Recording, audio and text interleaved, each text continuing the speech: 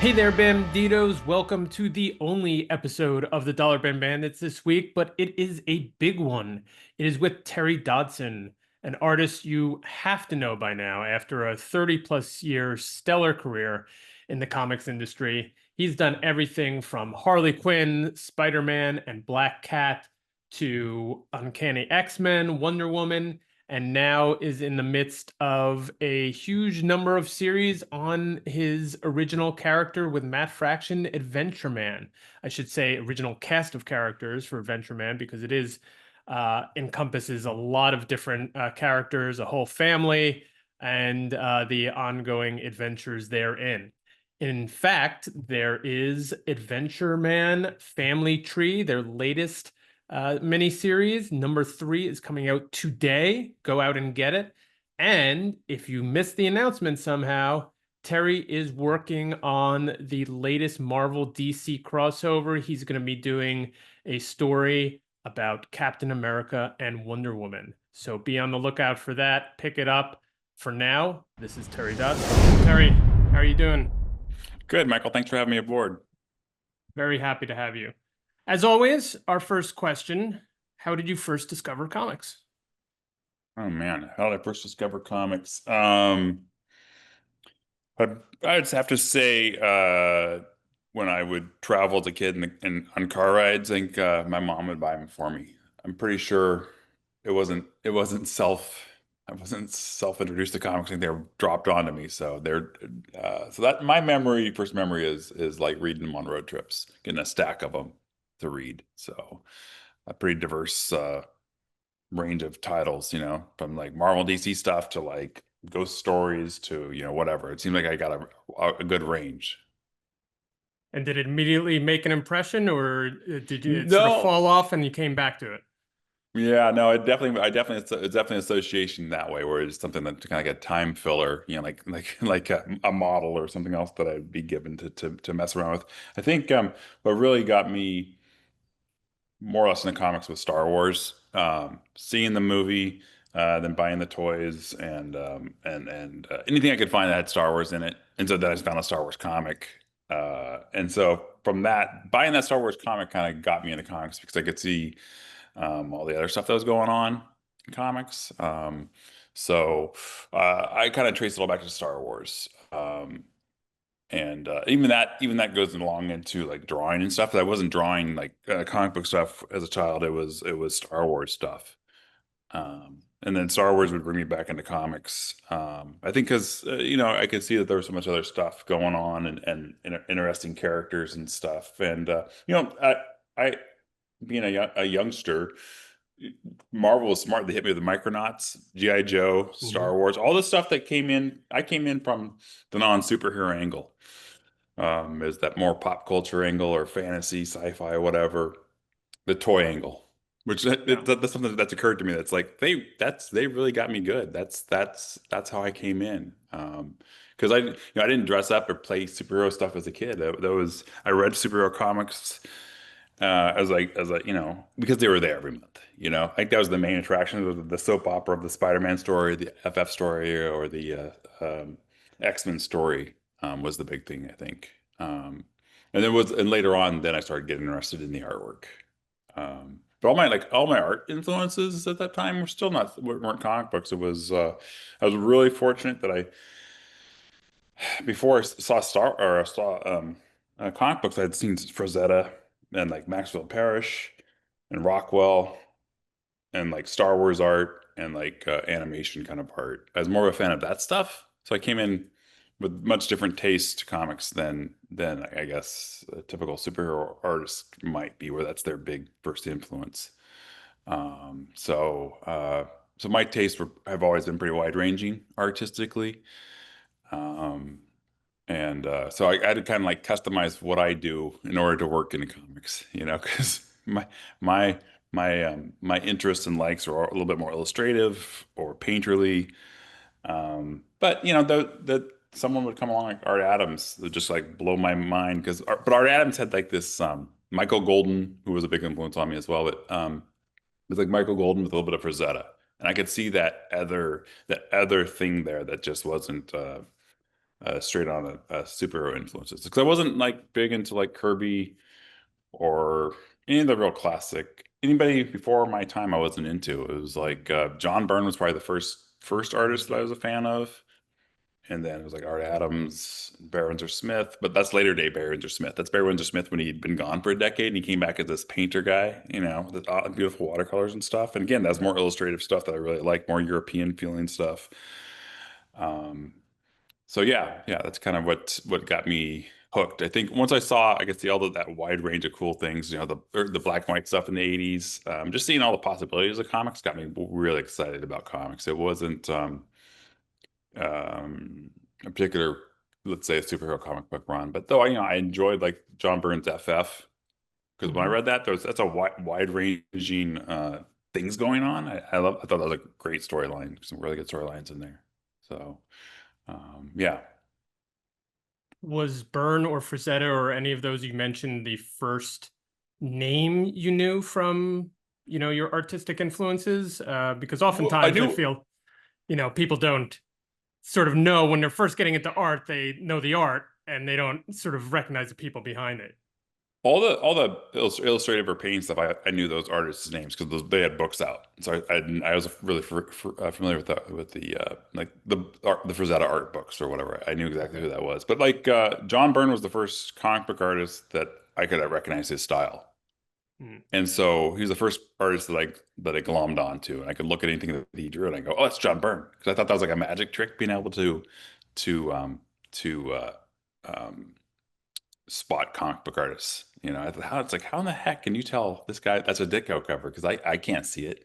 But so John Byrne was that one where the light bulb went off and I could start following him, and at that point he was so popular that he had it was easy to find interviews and like even like a couple of sketchbook collection things that I got for like $3 or $4 or $5 sketchbooks. It's like these really cool, well-made books of all of his stuff. And for me, that really blew my mind seeing this guy doing all the design work and stuff before he was doing the pages. Because you only at that point you're only seeing that stuff printed, right? You're not seeing how the stuff's getting made. So seeing all of his sketchbook work and design work that he was doing beforehand. Really, I love that kind of stuff. And so I was always searching for behind the scenes kind of things. That was as fascinating to me as the comic itself was the how it was made and the art. But yeah, but Byrne would have been easily the first one that I discovered myself in the comic book universe, though. So from these varied interests and influences artistically, how did you kind of make your way towards the industry or towards this as a vocation or calling? Yeah, well, it was never a plan. I just enjoyed drawing. I enjoyed drawing and making art. I enjoyed drawing and painting.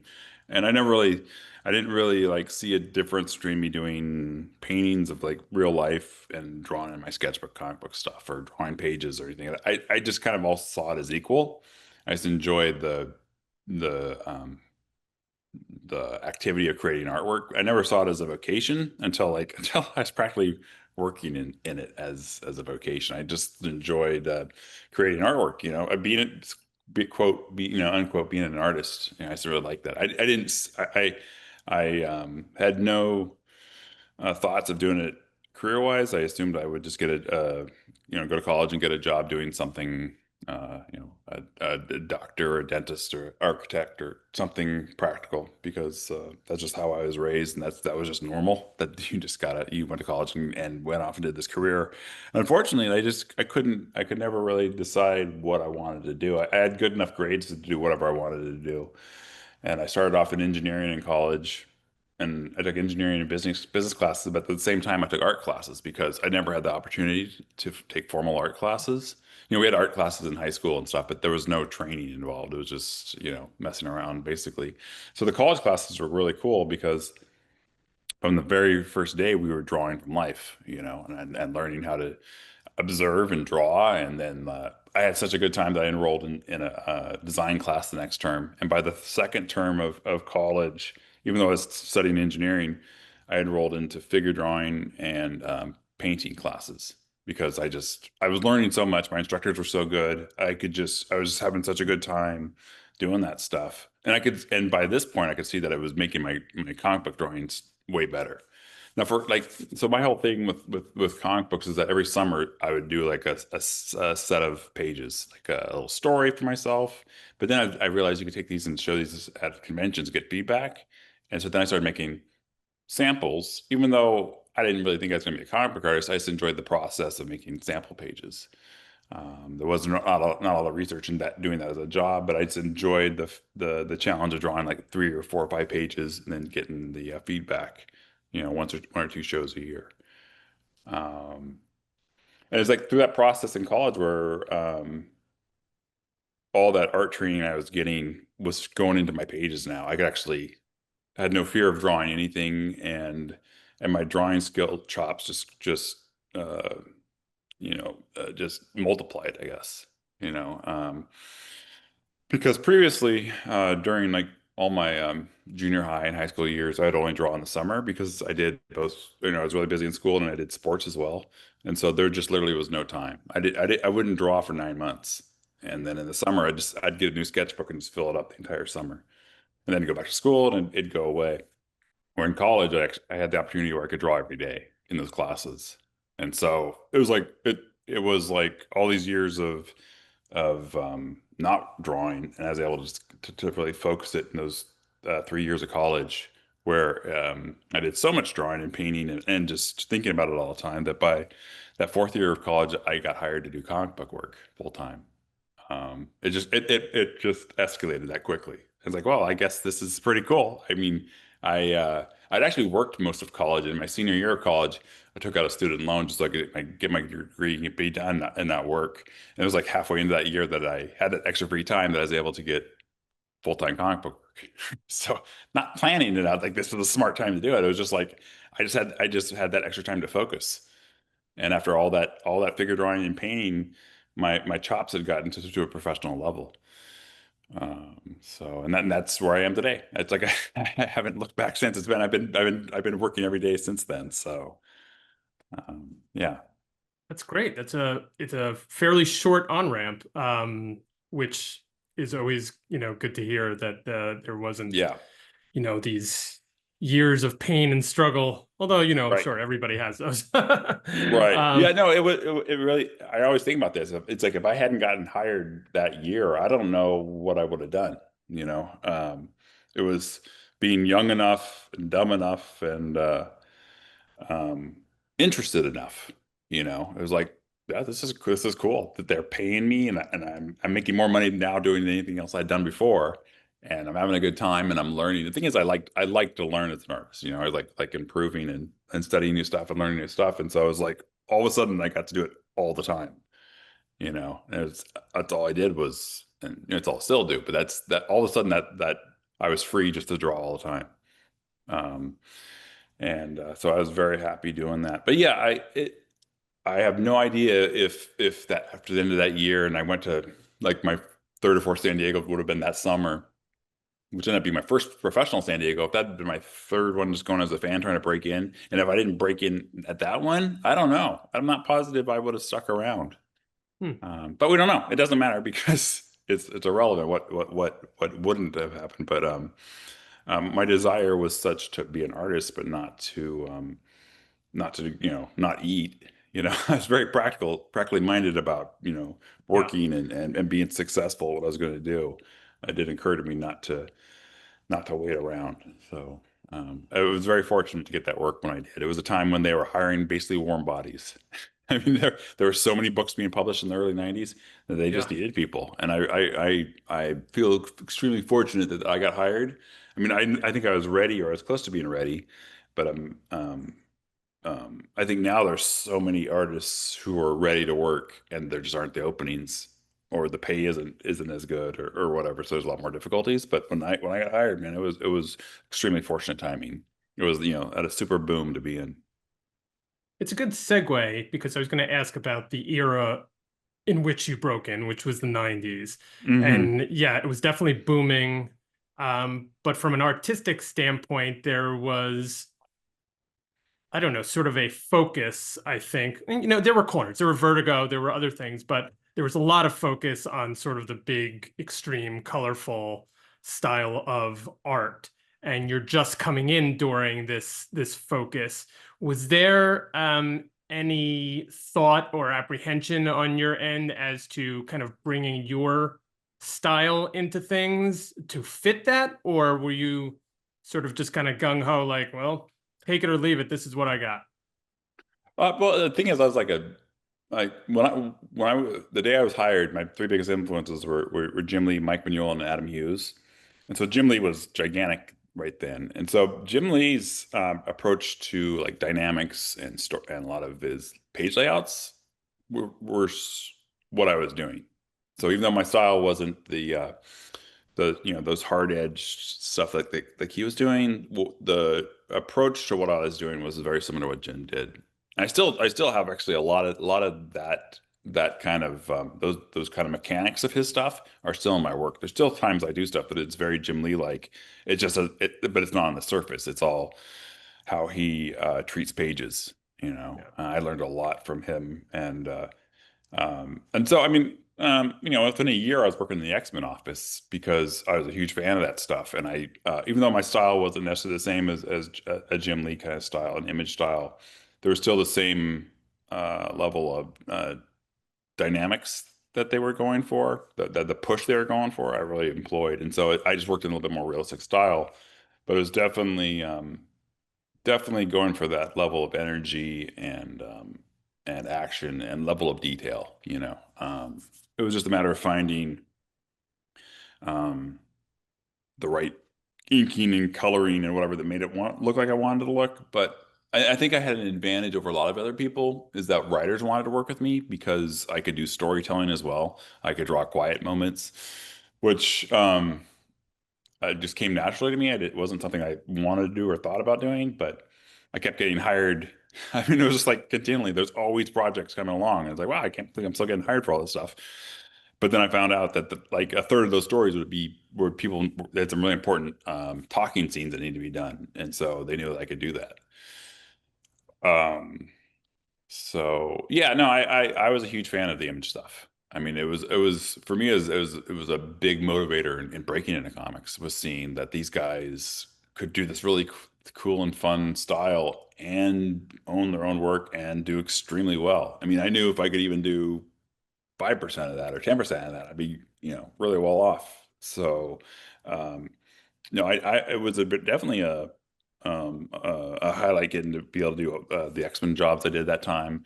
And I even got offered a internship at Wildstorm, like in 94 or 95. But by that point, I was getting X-Men work, and I was like, I can stay where I'm at and work on the X-Men, or I can go down to San Right. Diego, which would have been really cool. But it's like I'd already passed that level. I didn't want to like take a chance of not being able to work on stuff that I really, really liked. Um, so, Another good segue, because I was going to ask you about the mutant books, which was, I think you had a couple things before that, something at some biocomics at Rock and Roll and hmm Mantra at Ultraverse, but fairly quickly thereafter you had the Storm miniseries and Pride and Wisdom. hmm Um, were those books that you were really like looking to go on? If you had to choose to break into Marvel, which again probably was a huge dream, um, was X-Men sort of on your bingo card, so to speak? Oh yeah. No, I mean my whole thing of breaking into comics in 1992, 93, whenever that was to work on the X-Men. That was the coolest. And there was nothing I would have wanted to work on more at that point. Because I didn't have enough of my own personality and ideas of what I wanted to do creator own work at that time. I knew I wanted to do creator work, own work eventually, but like I didn't have any ideas for any stories at that point. So the only thing I really wanted to do was to work on the X-Men. And so within a year of working in comics, I was working on the X-Men basically full time. I would jump from either annuals to fill-ins to miniseries. I mean, as long as I wanted, they basically had me. I took a little bit of time off to do something else that I thought was a little bit more fun, but it was definitely, I was really, really fortunate. So the first year I'd worked on Mantra, but I also got hired to do a book a short miniseries at Dark Horse. I also got hired to do Team Titans at DC. And so each one of these jobs was a bigger thing. But the problem was, I basically said yes to everything, and my Mm. speed really wasn't great. But so the period that's going into my second year of working in comics, I was working on basically 60 pages a month for 3 months, which is insane. But I did it. I mean, and out of that, it gave me the skills to tell stories quickly or to tell comics quickly, to break everything down to the simplest levels and to be able to tell stories. And the great thing was, is right at the end of that torturous 180 pages in 3 months, I got offered my first X-Men book. And I had 6 weeks to do one issue. So all this information I'd learned over this, I'd drawn hundreds of pages basically in my first year of comics. And now I finally had a chance to work on what I wanted to work on, and I had the tool set of and the obviously the hunger to and desire to really draw the heck out of those pages. And that was an Excalibur issue, and like as I was drawing that issue, the next issue, the X-Men fill-in came in, and after that there was like an X-Force fill-in, and then there was like the Age of Apocalypse stuff, and then it was the Storm miniseries and the Pride and Wisdom. It just booked up my years. So it was exactly what I wanted to be doing. Did you feel like you were learning on the job for such a big property? I mean, it's got to be, you were only a couple of years in at the point that Right. you're, drawing the biggest property in the world, or miniseries or what Yeah. have you. Yeah. I think I think drawing those 180 pages like I'd done in 3 months, my confidence in drawing pages was extremely high. I mean, I knew, however, that I knew where I wanted to be, and so I was actually like my biggest critic at that point is that I knew I was nowhere as good as I wanted to be, but I at least had the skills to sit down and do the work, put the time into it, and so I don't think I felt too much pressure because I was so excited and so wanted to do it, and to have the schedule where it was very manageable and I could just really just concentrate on the thing I was doing and nothing else. And there was no other distractions in my life at that time. It was simply just drawing those books. Um, because I think there's stuff I do now, even that I feel more pressure now than I did then, because I can see a bigger picture now and I can think about things more now. But then I don't I somehow managed to not get too caught up in that. Um, a lot of it had to do with the deadlines because though they were Mm. nice deadlines, there was still there was still that fear that you just had to work and get done, and you really didn't have time to get too worried about it. And what I would do a lot of times would, if there were pages that I knew had to be big double splash pages and they had to be, you awesome, I would skip those pages and draw other pages and then figure out how I would handle those really, key pages. Uh, I'd give myself more time to figure out how to solve those problems. So I could really, by the time I got to the pages that were going to be really important or the really important covers or whatever, I'd worked out all the problems. 'Cause that's always something I think can be a little intimidating is that maybe the first thing you're drawing is like the key moment in the book. And it's like, actually, I don't know the best angle to draw this. I can draw this, but is this the best angle? I go, let's give it a week or two to kind of let it stew. And that's still something I do today. I still let things stew. I'll draw something and then just leave it, just let it and see if a better idea comes along, which generally it does. It's rare that first idea is the best one. I always feel like I can do better, I guess. So sometimes I can't. Sometimes the first idea is okay because after all these years, generally your gut instinct's pretty good. But I hate to think that I would draw something and go like a day later, go, oh, I should have done this. And so I do try to manage my time efficiently that way, not to draw things twice and just kind of let them sit. Or like even I still do this today where if I'm drawing a page, I'm not happy with it. I'll just at nighttime I'll stop working on it and go, you know what? I'll look at this with fresh eyes in the morning. And always what happens, I come back in the morning and it's like, okay, especially like if I'm coloring something. A lot of times when you're coloring, you get so absorbed in details and it's kind of hard to see the big picture.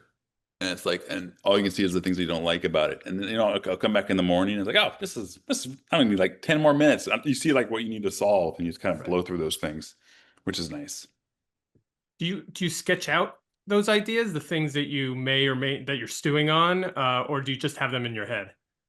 It's both. I mean, I solve so many problems in my head just because of the amount of time I've been doing this that there's so much stuff floating around in there that I solve that way. But it is smart to put down on paper because a lot of times you put down on paper and as you're doing it, another idea pops up. And Hmm. as you're doing that one, another one. So it's really good to get that stuff down because by doing it, you get more ideas. I mean, when it's just in your head, I don't know if that necessarily will happen. I think I found most success. I designed so much of my stuff in my head, but it's the surprises that happen when I put it down on paper. It's like, oh, that's not exactly what I was thinking, but that's really interesting. And then so that'll give me like two or three more ideas. And then, like that's something like where sometimes I'll switch to digital when I have so many ideas. It's like the only way this is going to be designed quickly is I have to do this digitally so I'm not just wasting time doing the repetitive drawing stuff. And that just might be color ideas or something else like that. But I do find it best to put the ideas down in some manner. Like for the longest I exercised every day and when I exercise I have something with me that I can record or at least write down notes. And so I've been writing down notes for like 15 years as I exercise. I mean, I have 15 years of just story ideas, any problem solving that I've done. I'm always keeping track of those ideas. So I definitely want to. I hate having a great idea and then losing it. So because it gets pushed out by another idea. So I do a good job of keeping track of everything, and my sketchbooks are always right next to me to put ideas down in. And yeah, they're full of it. Thought some of those ideas no one else would be able to see what they were, but I know what they are, and I try not to spend more time noodling things than I have to. When the problem's solved, I like to move Hmm. on. Keep it as simplified as possible, and then when I come back to actually like draw a cover, then I'll put my time into it. The idea is strong, it's good, but I haven't lost all the momentum on my little sketch. Because a lot of times what happens, you do this little sketch and it's like perfect, and then you're doing your big piece. It's like the magic in that little tiny sketch I just cannot get in this big drawing, and it's very frustrating. So I got to be careful about not doing that. So, Do you ever get any ideas like in the middle of the night? Do you keep a sketch pad by your that I don't. bed? No. I think yeah, my phone's nearby, so I can always write down ideas. Right. But as far as like Sketchpad, no, it's rare. Every time's like for traveling or something that'll happen more or less. But actually, I'm pretty good at about a certain point because I've thought about this stuff all day long. That I'm pretty good about switching things Shutting off. off. Yeah. Yeah, I do. That is something that I've found has been very healthy for me to just to be able to just switch. Because there's times when I have a problem that's just lingering and lingering and lingering, and it's so frustrating to have that sitting there. I can't solve this problem. But there's a point though where I can switch it out. Yeah. I wanted to ask about the influence of your collaborator and now wife, Rachel, because she inks a lot, if not all, of your work now. When did she sort of enter the picture, and how did that change your either process or your approach to the art that you're putting out? This Rachel started inking my stuff regularly in my fourth year of working in comics. She had been I remember I was dating her before we started working together. And she was an art student. She got her degree in interior design, but I gave her a brush to work with because she was a good artist. And I was like, I wonder with this brush, what can you do? And like from the first day, she had like instant control with a brush. She could, so we gave her some sample pages and she would trace them or ink them in over with vellum. And then I hooked her up with Gary Martin, who's an inker in Portland, and she worked for Gary as his assistant for like a year, filling in blacks and she learned a lot of stuff from him.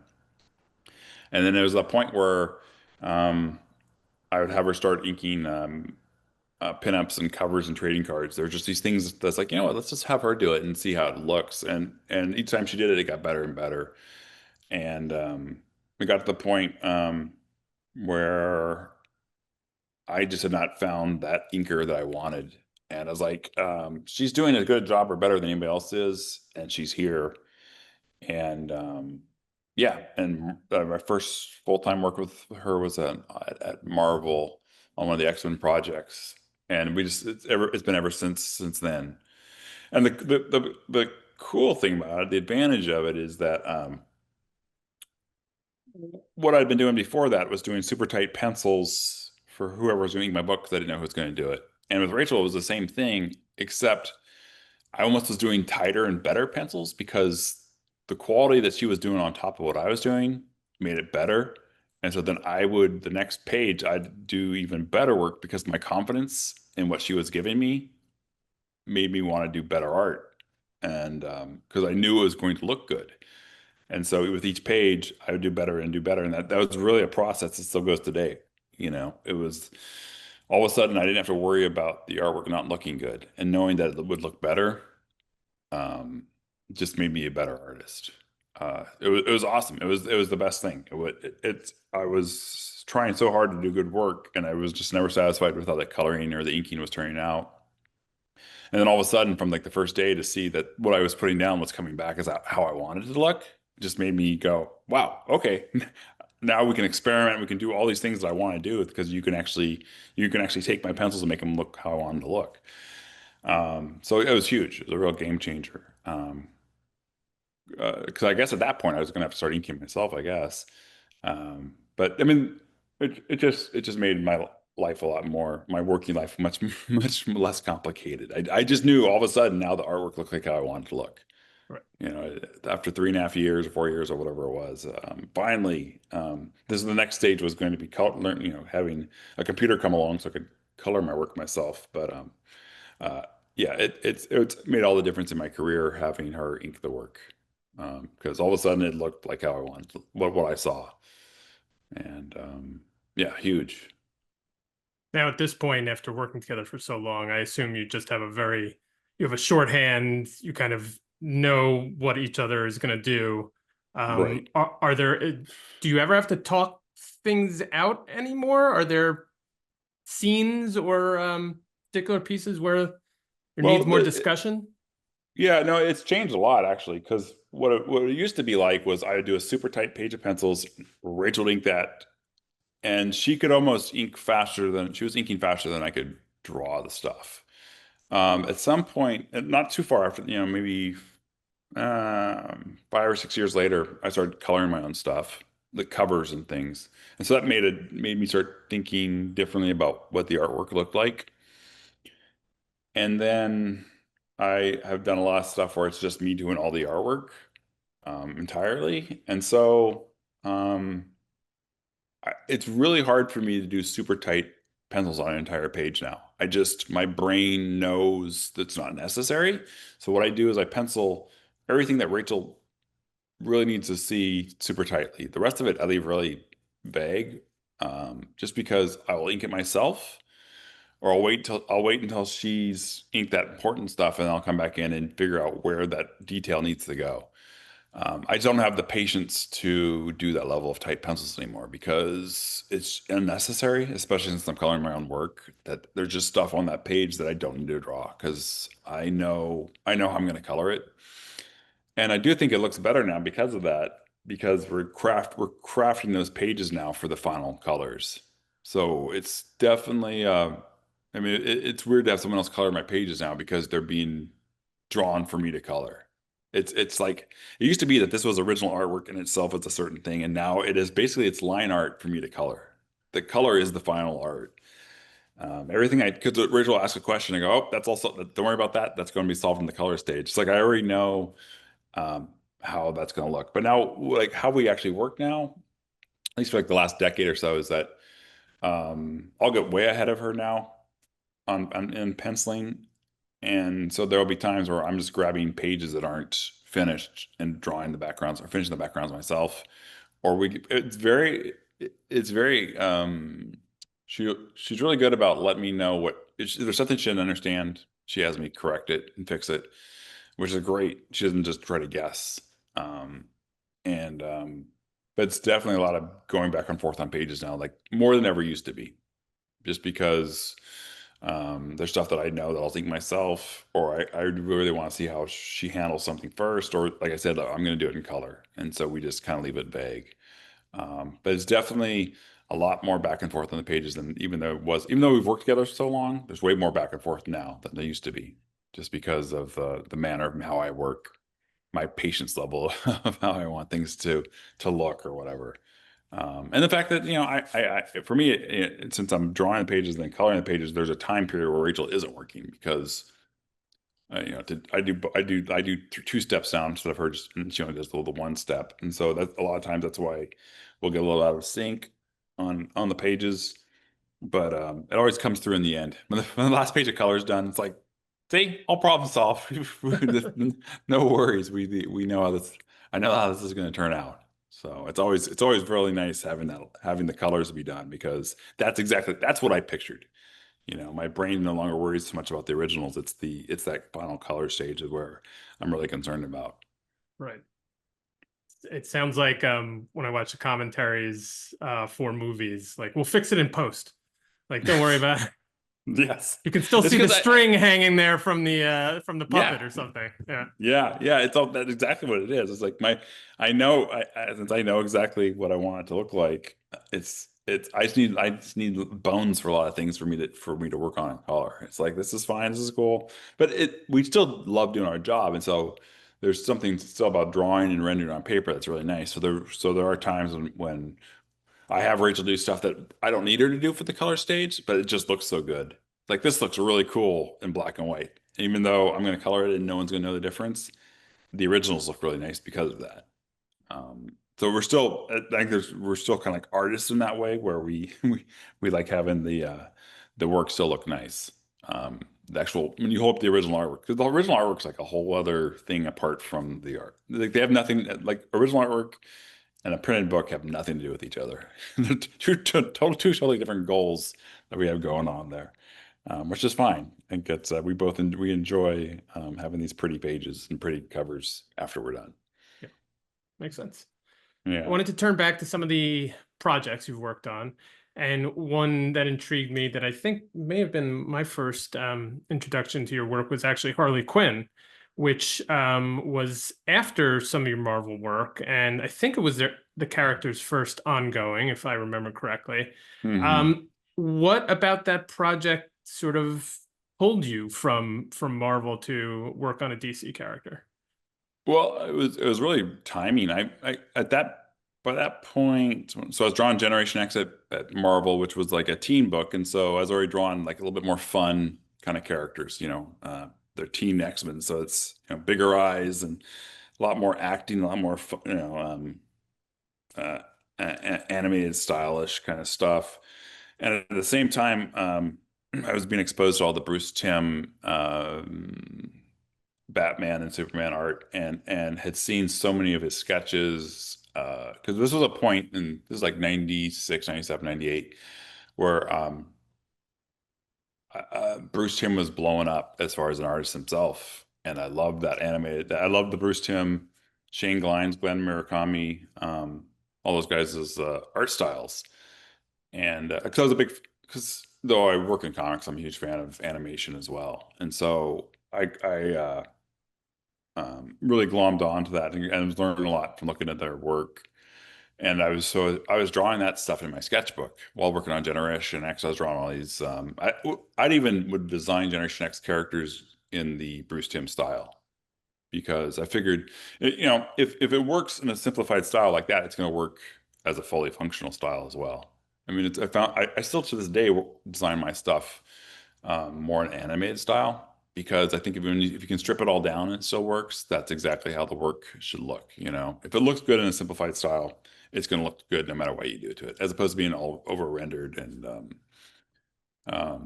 so the timing of that happened to be that I got a call um, to work on Harley because Carl Kiesel, who lived in Portland as well, Carl and I were friends and he thought of me for the project. And I was like, yeah, it couldn't be better timing. I go, my sketchbook is full of all this Harley stuff. And so I actually sent in to DC. I go, I'm not going to draw exactly in this style, but you guys know what I do.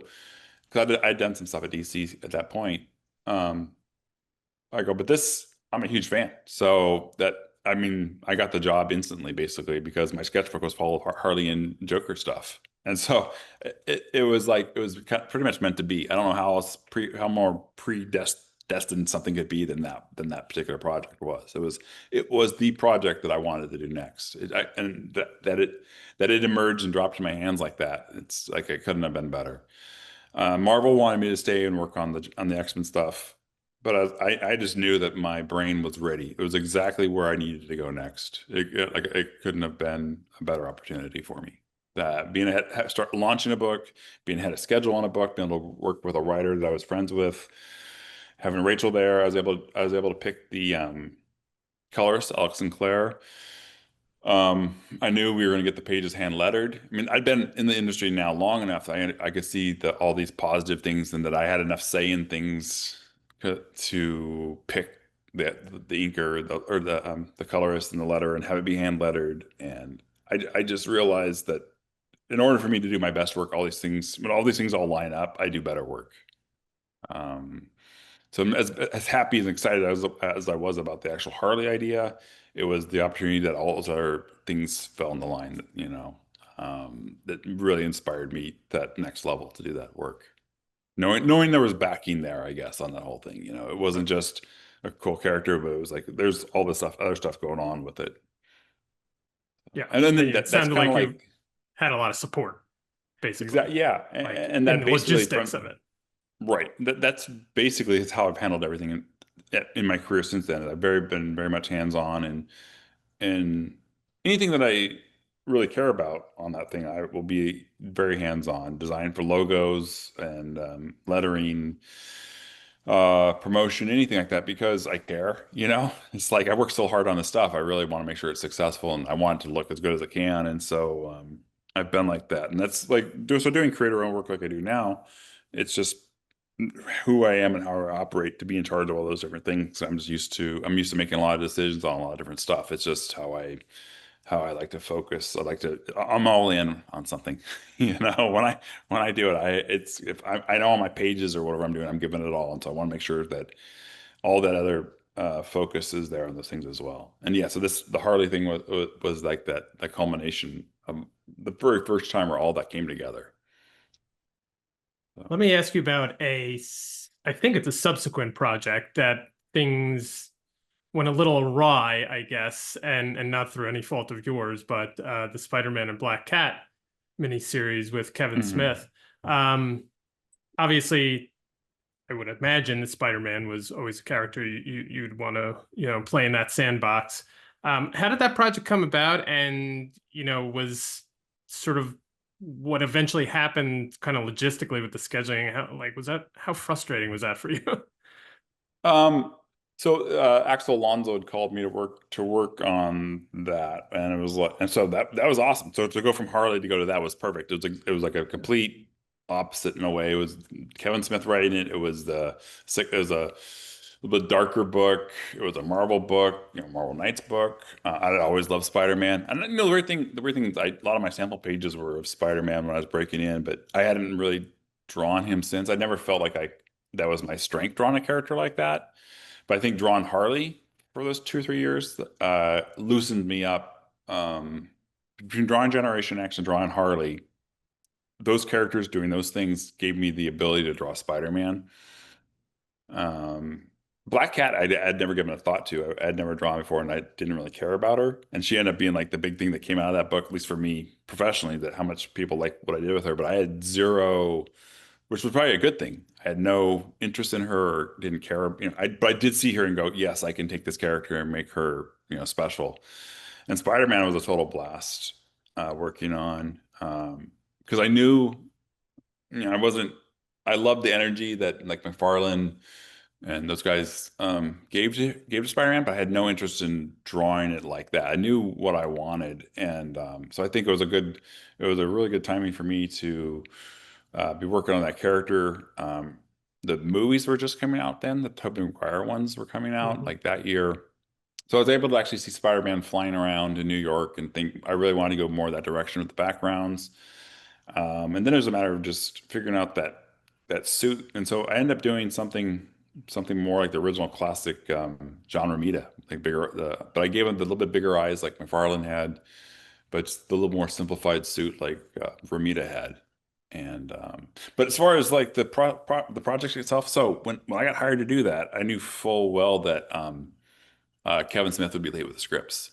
That was like no one told me that, but I knew based on what was Baked going on. in. Yeah, it was going to happen. And so I had been hired or I'd been asked to do. There was a creator-owned book, a Wildstorm, I'd been asked to work on, and I just the timing of it just wasn't right. And I'd gotten an offer from a French company to do a comic, and I was like, you know what? This is going to time out perfectly because I can work on the French comic while I'm waiting for scripts from Kevin Smith, and that's exactly what happened. And the cool thing was is that I'd already been. This is like when I was teaching myself Photoshop. I'd been taking stuff, I'd been scanning stuff in my pencil drawings out of my sketchbook and then coloring those in Photoshop. And that's exactly what I ended up doing on the French project. It's like I knew that I could do this book all by myself and just do my own, really teach myself how to do comics like how I saw them in my head. With no one. And the great job as Rachel is inking my stuff. It's still someone else inking my work. It's still not just all me. Where it's just I knew exactly what I wanted. So that was how I filled that time, and it was perfect. It was like, but what's funny is though is maybe a year into that, I was in a contract with Marvel, and they just kept giving me like fill-ins to work on, which was fine. It was timing wise for me. It allowed me to spend all that extra time working in Photoshop and teaching myself that stuff. And when the stuff did come out, it sold well. And being on a contract at Marvel, they paid me well. So it allowed me to, I benefited from that a lot because it gave me the time to learn Photoshop and how to color my work. And The that's silver what, lining. yeah, it's, I mean, besides 20, that, it did well and it was a successful book right, anyway. right, Yeah, right. that's I think we had the first, I think we had the first two scripts by the time I was done with the first script. So that wasn't the problem. The third script was a little late. And then essentially it was like 3 years between the third and the right. fourth, even though I think I drew it maybe 2.5 years later. But I ended up doing Marvel Knight Spider-Man, and that I did the French project. I did Marvel Knight Spider-Man. I think I did Trouble. So that's two big Marvel miniseries. The French book, and then I did a bunch of fill-ins on stuff. So it really timed out well. Yeah. Oddly enough, it's like it's exactly because if the Kevin Smith books had come in on time, the other project I wouldn't have had that time to teach myself Photoshop. Uh, that was huge. I mean Yeah. that's a path that I end up going down that has totally doing the French book totally affected my career as far artistically way more than anything else I did. That was me teaching myself how to do my own coloring and do my own stuff in my own style, which is what I do today still. Yeah. And such a big imprint on how I draw pages and everything, no matter if it's Marvel or DC or for who. I do very much want to get to Adventureman, but I just have a couple more questions if you'll indulge me. One Yeah. is around writers, because you've obviously worked with a number of writers, but a lot of heavy hitters. You mentioned Mark. Is it Millar or Miller? Is it? Miller. It's Miller, right? Miller. Okay, Mark Miller, Kevin Smith, Warren Ellis early on in the X-Men days, Matt Fraction now on Adventureman. Is there any key to those particular collaborations than I don't want to say a normal writer, but a not as big a name, I guess, going that you're attached to? Um, I don't know. I think I was just lucky that at these times that all these things have happened that there was always a big name writer attached to the project. That's always what kind of like kept me because around that same point, 20 years ago, I wanted to start writing my own stuff. But it's like the opportunity never came up because something else would always come along that was written by big name writer, and it's like, well, hold on, I got to work with this guy because this is too good of an opportunity to turn down. Right. And that is mostly my career. It's like something that was so normal for me at that point that um, it just defined my career. I think that someone, a great writer, would come up with this story idea that I had to do pretty much. And the thing is, they all worked completely different. All this, the way they, so for me, it was a good, it made me a much better artist and storyteller because um, they all crafted completely different storytelling styles, plot styles, scripting styles, and so it mainly made me adapt and learn how to take any script and make it a story like how I tell it. Um, um, it just made me really a much better artist because of it, or storyteller, I guess, would probably be the best. And my storytelling chops improved so much by working on all the different stuff. Made me really read the stories, figure out what's important, what do I really need to show, and how do a lot of times it's like how do I tell this? Because some of that stuff I wasn't positive what how to make it work, and so it took a lot of experimentation. But so, like there's some of the writers, the stuff was so easy to draw that it basically drew itself. Um, so it's just a matter of adapting to each different style. That was the thing. As great as the stories were all great, but the way they would write the scripts or tell the stories was also completely different. Makes And that's sense. probably like why I've worked with Fraction so much this last decade or so, just because I found someone that it's we see eye to eye really on everything, and it's very very easy for me to just read his stuff and go right into drawing it. There's very little questioning what he's telling me. It's very clear. So Excellent. Well, yeah. let's dive in. How did that collaboration that's led to now many series of Adventureman comics come about? Um, well, um, Matt Fraction and Ed Brubaker were going to co-write the Uncanny X-Men, and I and Greg Land was hired to rotate with them on the book. So that's I worked with Ed first, and then Ed couldn't do the next arc, and so Matt wrote that next arc, and then Matt and I have kind of together on the stuff mostly ever since, and that was it was again, that's me drawing the Uncanny X-Men, so my level of enthusiasm was super high. I'd been in comics for like 15 years at that point. Rachel was inking me, Justin Ponzer was coloring it, so it looked amazing. The schedule was great. Since Greg Land was doing the other arc, I was doing my arc. I wasn't drawing 12 issues a year. It was more like eight, I think. That's probably how it worked out. I was coloring my own covers, so I was really happy with how that was going. And Matt's scripts were terrific. Every page was super drawable. And then we did an issue that took place in New York City, and we were at a convention together. And I said, "Man, if you ever do more New York stories, let me know because I love drawing New York." Um, and he goes, "Well, speaking of New York, I got an idea for a New York story," and that was Adventure Man. And so he had already had the idea of Adventure Man. Um, and so that was probably 2010 when that was pitched to me. And then we did Defenders, and on Defenders, I asked Matt if he just wanted to write plot for me, script. Just very light, so I could tell the story more like how I wanted to tell it. Because his scripts were perfectly fine, but I really wanted the opportunity to stretch out a little bit and paste it exactly as I wanted, and that went great. And then honestly, it was just Matt and I getting our schedules together because we both kept having amazing jobs come along.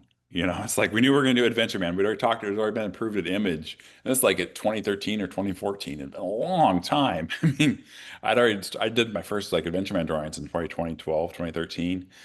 And so I'd say it was over that period, maybe 4 or 5 years and as we were getting closer, I was doing more and more drawings. But yeah, we both just had so many pre-approved projects. I had to finish my first French project. I had another one that came along that had already been approved.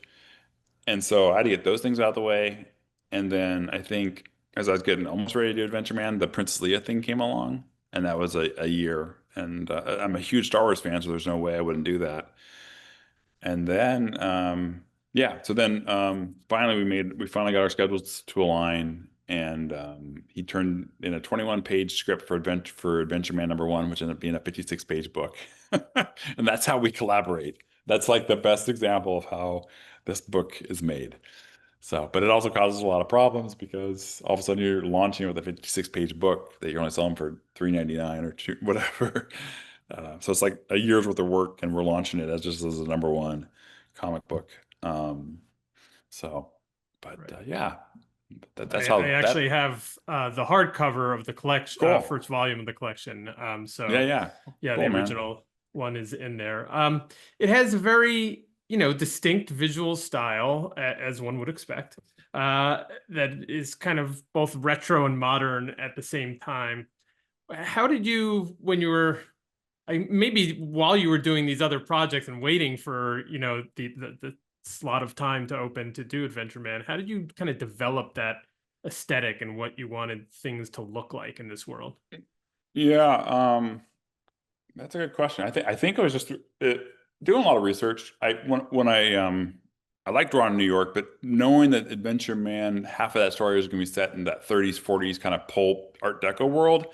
The more I started looking at the real Art Deco stuff, and then any kind of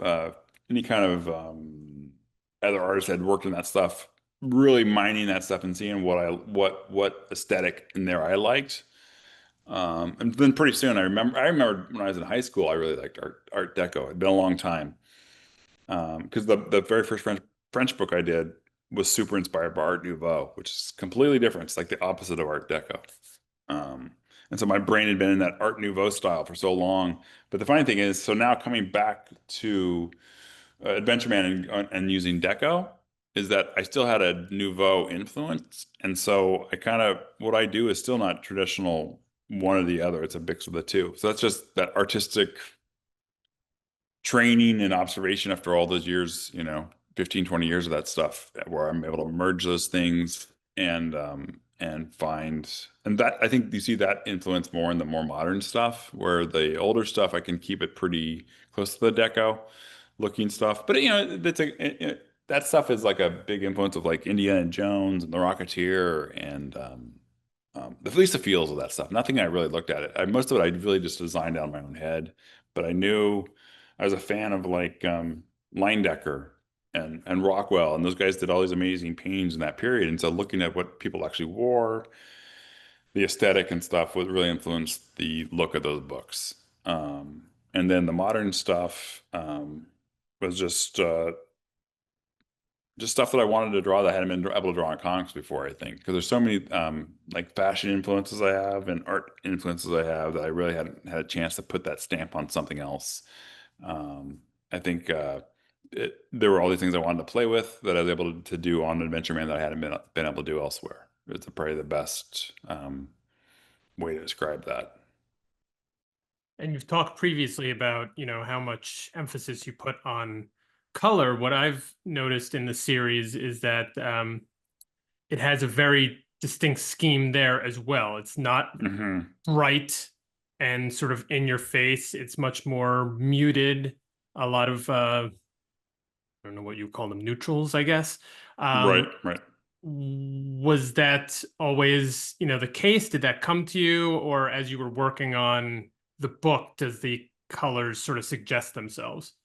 Well, I knew what all the pulp era stuff would look like pretty well. I knew that that'd be really influenced by the art and painting of that period, all the classical illustrators and that stuff was so the stuff the art it's much more painterly, at least the palettes are. Mhm. And so then when I went switched to the modern style, I knew I would be making that a little bit more colorful, a little bit more brighter. But also, I will say that as I was coloring the book, what it came apparent to me that when I worked in a more monochromatic style, as you called neutral, more monochromatic, the pages actually looked better to me. And then I was actually doing those faster, working monochromatically. I worked faster, and I was actually happier with the results. It was more readable. It looked prettier to me. The less colors I added, the better it looked because I was letting the line art do the work, I think is what's happening there. And you're not color is a whole other beast. And it's like it's something you learn when you study color is like if you put since red and green are complementary colors, they're called complementary not because they complement each other, but they basically are opposite. There's no red and green and no green and red. And so when you put red next to a gray, all of a sudden the gray looks green. And the same thing happens if you put a green next to a gray. The gray all of a sudden looks red. This won't make sense, but if you look at an art book and it'll show you those things, and you'll just have to, and you'll go, oh my gosh, it's true. And so basically what that means is that you're only working with one color sometimes. You're working with a red, everything else are grays. And so what I figured out was the grayer I went with my colors, the more neutral I went with my colors, the more things popped, more things looked better. And it was such a good way to tell a comic book story efficiently. I'm so pleased I made that discovery as I was working on that stuff because it allowed me to work at a pace where I can color like 4 or 5 pages a day. When I was learning to color, I was spending longer coloring a page than I was drawing a page. And it's extremely inefficient. But, I put in years and years and years of doing that. And from all that, it taught me the tools I needed to work as fast as I can now. Because I always wanted to color my own work, but it just economically it just wasn't going to happen because of the time it was taking me. There's just no practical way that I could eat if I was going to color on my own like Marvel stuff myself. And now I can. Every job that comes along now, I can color myself. Um, and it ends up looking better because I know, again, I'm drawing from my own colors.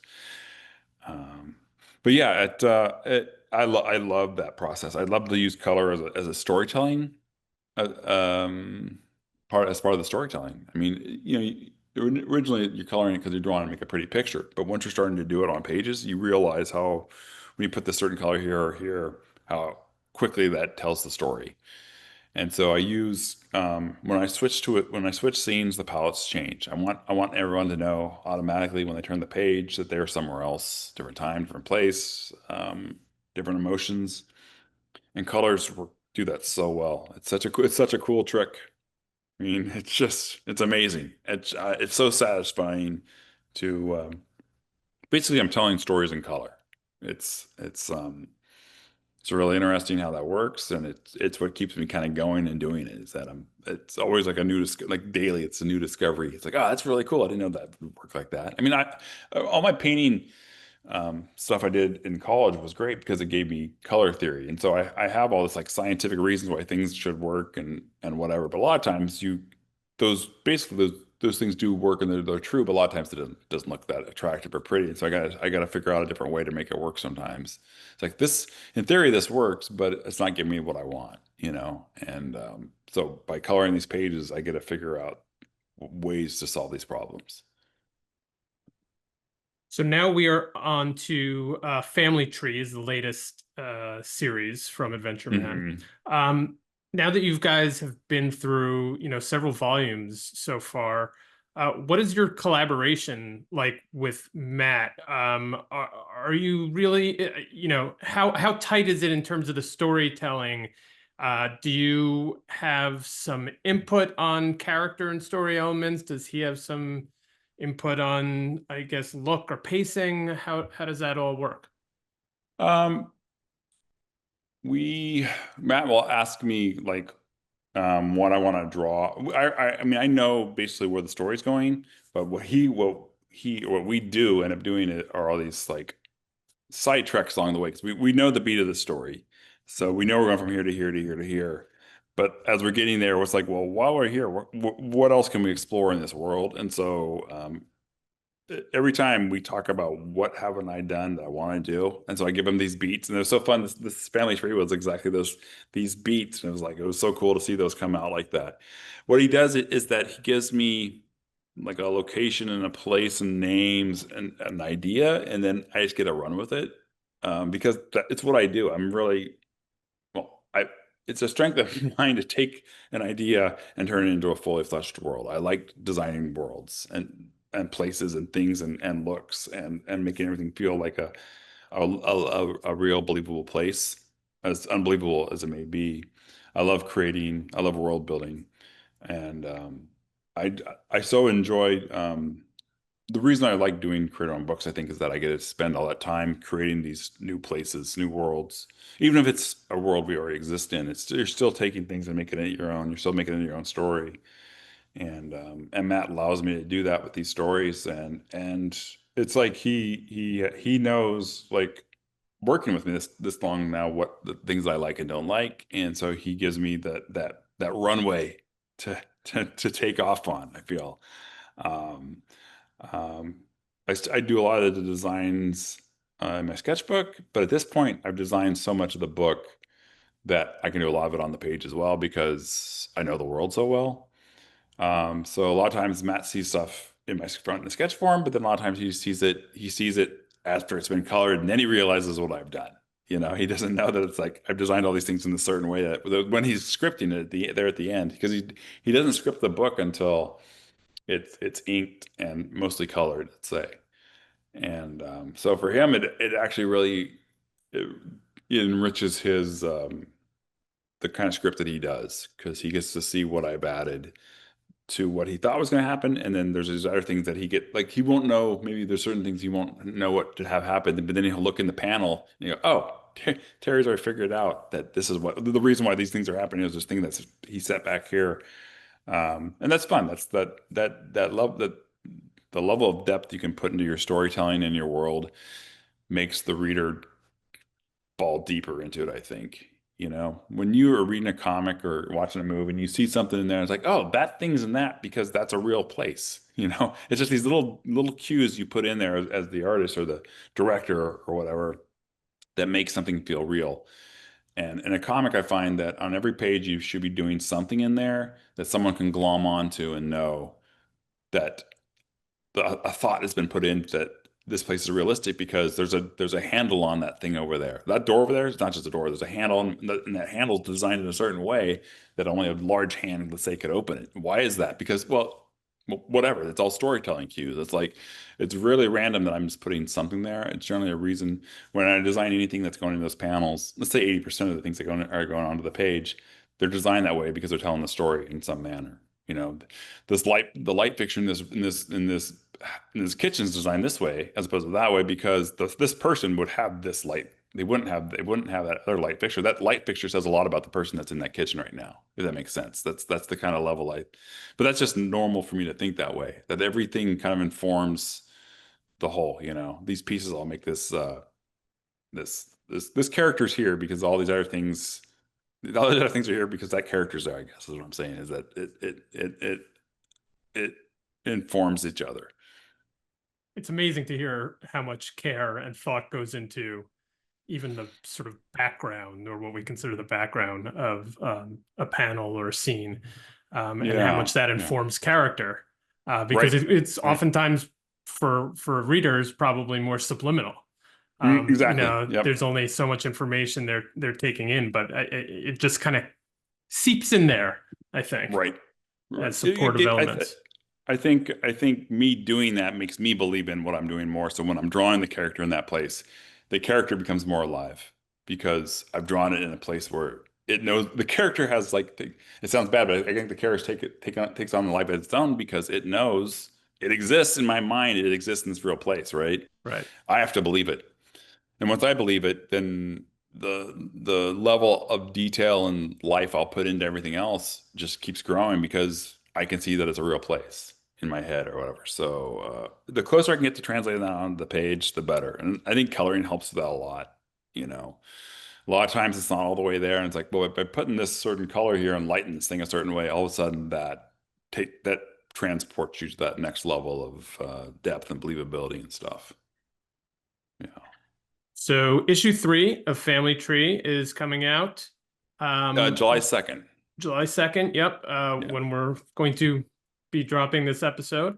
Um, what can fans look forward to? And also beyond Adventureman, what can fans look forward to from Terry Dodson? Yeah. Let's see. We're putting actually the hardcover together like this week. So my brain's already switched over to the whole collection. So I gotta break down Okay. what do we just put into the third one? It is it's a lot of fun. It's this was one where when I read this script, I was like, this third issue script is such a fun. it's like all these things I've wanted to draw in Adventure Man. And it's like finally, this family tree arc is really cool because we get to feature a lot of the original Adventure Man characters, and we're contrasting them with the modern characters and what the modern characters are learning from the characters in the past to become the new versions of them. Um, and so this story has a call going underwater on this undersea adventure. And for me, this was a cross of just me like in those Indiana Jones things where they're traveling across the seas, or especially Tintin, where there's a Tintin adventure where he goes yeah, exploring in this killer whale sub. And I've always loved that as a child. And so we actually kind of did our take on that. I mean, it's such a huge influence on me and my childhood. And then to be able to take that and put that into this story. But at the end of this story, it really sets us up for launching the modern Adventure Man sisters into their own being the new versions of Adventure Man as a team. And we get a real good look at of how they're functioning that way, and a lot more in depth on some of the individual sisters. But it all comes back to Claire at the end, and finding her son. So that's the family tree that ties it all together. Yeah. Yeah. I love But the, go ahead. I was gonna say, well, no, actually, you go ahead because I'll say I was just gonna say, my I really, one of the things I love about the book is the family dynamics, yeah. particularly Claire and her sisters. So Yeah. yeah. Yeah. No, it's cool. I mean, that had to be something. I mean, I love Love and Rockets. And so when Matt and I were talking about this book, I said, well, I really want the sisters to be like, I want this to feel more like a Love and Rockets comic when we get to this part. I really think it's just something I'd rather do as opposed to, I don't know, this is like a superhero book or something. I really wanted it to feel like family and joking and, how they actually live and love and all that kind of stuff. Um, so yeah, no, it definitely makes it a unique book. I wanted the book to appeal to both men and women, all ages, I feel like if we can handle that right, I think that it does. So anyways, yeah. What I was gonna say though is that what else I'm doing, which has been announced, is I'm doing a Venom, working on Venom 250, which will be out in October. That's the Mary Jane Venom character. Right. So looks like a lot of fun to work on. Al Ewing's writing that. There's something that's coming out before that, which I don't know if it's been officially announced. So I can't say it yet. But it's a huge project. It's even bigger. It's probably the biggest thing that ever worked on. Um, that I'm drawing now, and um, I think I can't. I can't remember if I've been announced as being part of the project or not, though. So I Okay. know my part. I know my part of it hasn't been announced yet, but I can't remember if my name's been included. So, but anyways, it's a Well, very big project that's coming out that I'm working on. It's gonna be, and people are gonna love it. It's an absolute blast. I'm working with an amazing writer. Coloring it myself. Rachel's inking it, and then yeah, I'm doing and then there's actually not announced yet, but I'm actually writing something for myself for one of the companies, and that got is the contract's been through on that, so I'm gonna start working on the writing for that now, or over this next month or so. So it'll great. be a while. It'll be a long time till there's announcements on that, but Yeah. and then Matt and I were talking Adventureman Volume 5 this morning, actually. So lots Awesome. going on. Yeah. Yeah, lots to Yeah. look forward to. So that's Yeah. exciting. Yeah. Yeah. Uh, Before I let you go, one thing I wanted to get to was Count Chocula. Mm. Yeah.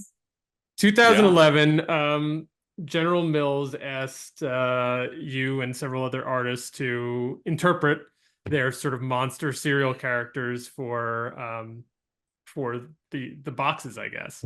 Right. Um, Curious how that came about, if you got to choose who you wanted to do, or if it was assigned to you, and Yeah. your general relationship to Count Chocula.